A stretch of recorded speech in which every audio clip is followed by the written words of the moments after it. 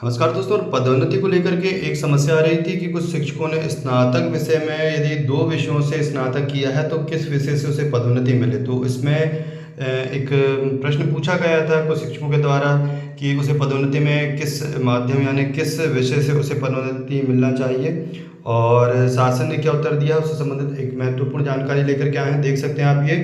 और स्कूल शिक्षा विभाग का ये आदेश है और लगभग मध्य प्रदेश और छत्तीसगढ़ में लगभग समान नियम ही लागू होते हैं जो शिक्षा विभाग के हैं। तो इसमें देख सकते हैं कि यदि मध्य प्रदेश में भी ऐसी समस्या आती है तो उसका निदान क्या हो सकता है।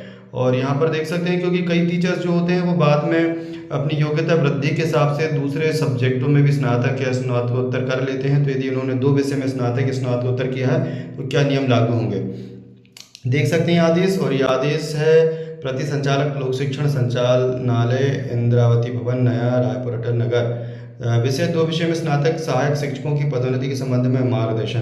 दिनांक 6 अप्रैल 2022 को हुई जिला शिक्षा अधिकारियों एवं संयुक्त संचालकों की बैठक में यह प्रश्न उठाया गया था कि यदि किसी सहायक शिक्षक ने 1 से अधिक विषय में स्नातक की डिग्री प्राप्त की है तो उसे पदोन्नति प्राप्त करने के लिए किस विषय में अर्ह माना जाएंगे। उपचारों का ये निर्णय लिया गया है कि यदि किसी सहायक शिक्षक की 1 से अधिक विषय में स्नातक की डिग्री प्राप्त है तो वह उन सभी विषयों में शैक्षणिक रूप से अर्ह माना जाएगा जिन विषयों में उसने स्नातक की डिग्री प्राप्त की है। आर.पी. वर्मा, अपर सचिव। तो ये छत्तीसगढ़ शासन का आदेश है, लेकिन मध्य प्रदेश में भी ऐसी समस्या उत्पन्न हुई है जिसके कारण पदोन्नति रोक दी गई है कि यदि किसी शिक्षक ने 2 विषयों में स्नातक की डिग्री प्राप्त की है या स्नातकोत्तर की डिग्री प्राप्त की है तो उसे किस विषय में जो है पदोन्नति दी जाए। तो यहाँ पर यदि उसने 2 या अधिक विषयों